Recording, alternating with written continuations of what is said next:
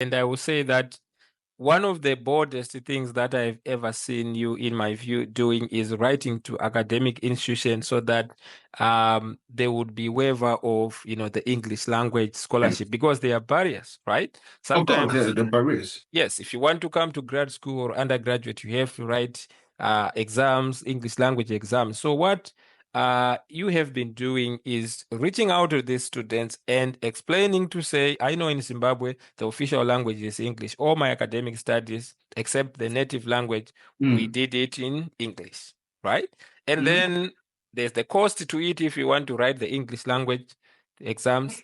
And also, I think it's unfair because you did your studies in English, right? So that's something that I appreciate. Do you want to highlight some of the institutions that have actually responded favorably to you? Yeah, thank you so much. I think the journey all started 3 years ago. I remember, when I had the conversation, I got tagged on Twitter by one of my followers that was denied admission at University of Harvard, and I was like, no, this is not possible. I mean, Nigeria is an Yes. English-speaking country, and that was how the whole struggle started. I Yes. started. I mean, I was looking at my list couple of days ago, and I'd written over 300 institutions. Yes. And even some that I wrote 2 years ago, I had to revisit them last week. I Yes. wrote over 20 last week, which Princeton that said, oh, we're not going to recognize Nigerian 2 years ago. They just changed their mind. University of Alaska Fairbanks, they changed their mind.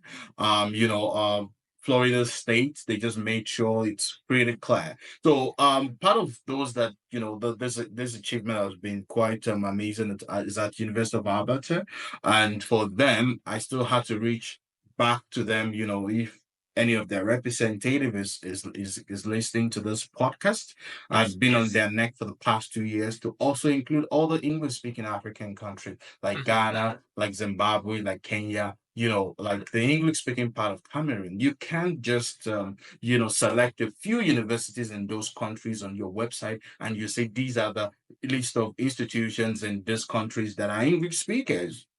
So Oh. for me, Mm. I just feel like it's not fair, Yes. especially having your language, your official language, your language of instruction from nursery or kindergarten up to university education in English. And